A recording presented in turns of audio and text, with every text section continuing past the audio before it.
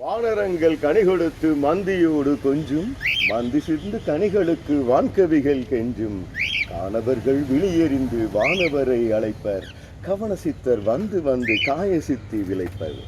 கவனசித்தர் வந்து வந்து காயசித்தி விளைப்பர். தென்னருவி திரையெழும்பி வானின் வழி ஒழுகும், செங்கதிரோன் பரிக்காலும் தேர்காலும் வழுகும். கூனல் இளம் பிறை முடித்த வேணி அலங்காரர், குற்றால திரிகூட மலையெங்கள் மலையே. வாங்க. பாண்டிய மன்னன் அறுவடை நம்பி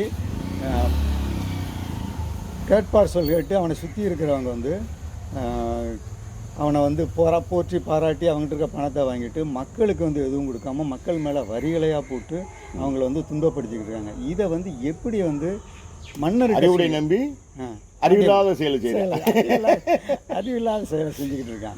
ஏன்னா அப்போ அவனை வந்து இடித்து உரைக்கணும். எது இடிப்பாறை இல்லா ஏமாறா மன்னன் கெடுப்பாரிலானும் கெடுங்கிறது குரல். இடிப்பாறை இல்லாத ஏமாறா மன்னன் கெடுப்பாரிலானும் கெடும்.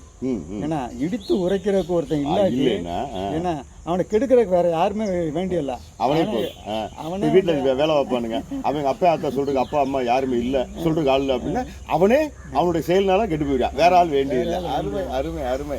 வந்து யார் மூலமாக சொல்கிறது? ஏன்னா இவங்களா போய் சொல்ல முடியாது. அந்த கோட்டையில் போயிட்டு சேவர்கள் இவங்களாம் தாண்டி போய் மன்னரை சந்தித்து அவர் பேட்டி காண்றது மக்களால் முடியாது, சாதாரண மக்களால்.